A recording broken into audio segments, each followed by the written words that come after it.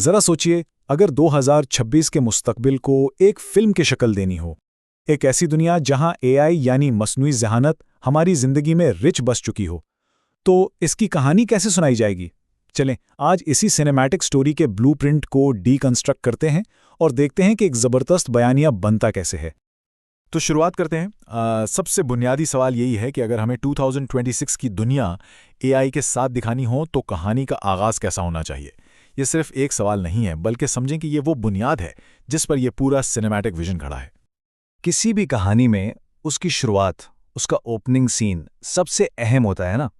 تو پہلا حصہ اسی بارے میں ہے کہ ایک ایسا طاقتور افتتاحی منظر کیسے بنایا جائے جو دیکھنے والے کو فوراً اس مستقبل کی دنیا میں لے جائے۔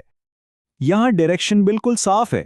کہانی کی شروعات کسی ٹکراؤ سے نہیں بلکہ ساتھ مل کر کام کرنے سے ہونی چاہیے۔ مطلب یہ ویژن اے آئی کو ایک خطرے کے طور پر نہیں دکھاتا، بلکہ معاشرے کا ایک ضروری اور مثبت حصہ بتاتا ہے، اور یہ ایک سوچی سمجھی کریٹو چوائس ہے۔ تو اصل مقصد یہ ہے کہ ایک ایسا مستقبل دکھایا جائے جو پہلے سے ہی ہماری حقیقت بن چکا ہے، جہاں انسان اور اے آئی کا مل کر کام کرنا کوئی عجیب بات نہیں بلکہ روزمرہ کا معمول ہے۔ ٹیکنالوجی ہماری زندگیوں کا ایک حصہ بن چکی ہے۔ اچھا، تو ماحول تو بن گیا، اب وقت ہے کہ اس ویژن کو کچھ ٹھوس مثالوں سے جوڑا جائے۔ اب ہم دیکھیں گے کہ معاشرے کے مختلف شعبوں میں اس انٹیگریشن کو، اس ملاب کو کیسے دکھایا جاتا ہے۔ سورس مٹیریل کے مطابق اس ویژن کو حقیقی بنانے کے لیے اے آئی کو ایکشن میں دکھانا بہت ضروری ہے۔ مطلب یہ دکھایا جائے کہ دفاتر میں، اسپتالوں میں اور اسکولوں میں اے آئی اصل میں کر کیا رہا ہے، تاکہ یہ صرف ایک خیال نہ لگے بلکہ ایک ٹھوس حقیقت نظر آئے۔ کہانی کو اور زیادہ اثر انگیز بنانے کے لیے ایک بصری موازنے کی ٹیکنیک استعمال کرنے کی ہدایت دی گئی ہے۔ یہ طریقہ اے آئی کی رفتار اور کارکردگی کو انسانوں کے کام کرنے کے طریقوں کے ساتھ رکھ کر دکھاتا ہے، جس سے بہت کم الفاظ میں ایک طاقتور پیغام مل جاتا ہے۔ اب آتے ہیں کہانی کے مرکزی خیال کی طرف۔ دیکھیں، کوئی بھی دلچسپ کہانی ایک طرفہ نہیں ہوتی، اور اے آئی کی کہانی بھی اس سے الگ نہیں ہے۔ اس کے بھی دو رخ ہیں۔ ایک مکمل کہانی صرف اچھی باتیں نہیں بتا سکتی۔ سورس مٹیریل کہتا ہے کہ بیانیے میں گہرائی لانے کے لیے اس کے منفی پہلو کو بھی دکھانا لازمی ہے، اور یہاں توجہ جاب آٹومیشن کی حقیقی فکر پر مرکوز کی گئی ہے۔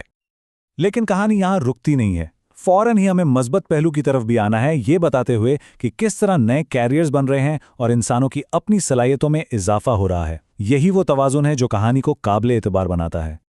تو سوال یہ ہے کہ یہ بیلنسڈ اپروچ اتنی ضروری کیوں ہے؟ اس کی وجہ یہ ہے کہ اس سے کہانی پروفیشنل اور قابل یقین لگتی ہے۔ لوگوں کو موضوع کی پوری تصویر ملتی ہے، اس کے ہر پہلو کے ساتھ، نہ کہ کوئی یک طرفہ بات۔ چلیں اب کہانی کے کیا سے ہٹ کر اس کے کیسے پر بات کرتے ہیں، یعنی اس ویژن کو اسکرین پر لانے کے لیے کون سے سٹائل اور جمالیاتی عناصر ضروری ہیں؟ آئیے ذرا ان انسٹائلسٹک چیزوں پر نظر ڈالتے ہیں۔ مستقبل کے گرافکس جو دنیا کو جدید دکھاتے ہیں، حوصلہ افزا میوزک جو ایک پازیٹیو ماحول بناتی ہے، ایک پروفیشنل آواز جو اعتماد پیدا کرتی ہے، اور صاف ٹیکسٹ اینیمیشنز جو معلومات کو سمجھنا آسان بناتی ہیں، یہ سب مل کر ایک اعلیٰ معیار کا تجربہ بناتے ہیں۔ تو اصل بات یہ ہے کہ یہ سٹائل صرف دکھاوے کے لیے نہیں ہے، بلکہ ایک بہت طاقتور ذریعہ ہے جو دیکھنے والوں کو کہانی کے ساتھ آخر تک جوڑے رکھتا ہے اور پیغام کو زیادہ مؤثر بناتا ہے۔ اور اب ہم بیانیے کے آخری اور شاید سب سے اہم حصے کی طرف بڑھتے ہیں، یعنی نتیجہ، جو کہانی کو ایک طاقتور انجام دیتا ہے۔ سورس مٹیریل کے مطابق کہانی کے اختتام کوئی حتمی فیصلہ نہیں ہونا چاہیے، بلکہ ایک بڑی گفتگو کا آغاز ہونا چاہیے۔ یہ ایک ایسا اختتام چاہتا ہے جو کوئی جواب دینے کے بجائے دیکھنے والوں کو خود سوچنے پر مجبور کرے۔ اور آخر میں یہ سوچنے پر مجبور کرنے والا سوال جو اس پوری ہدایت کی روح کو اپنے اندر سمیٹتا ہے، یہ سوال دیکھنے والوں کو اس بدلتی ہوئی دنیا میں اپنی جگہ کے بارے میں سوچنے پر چھوڑ دیتا ہے۔ یہ صرف ایک کہانی کا اختتام نہیں، بلکہ ایک گفتگو کا آغاز ہے۔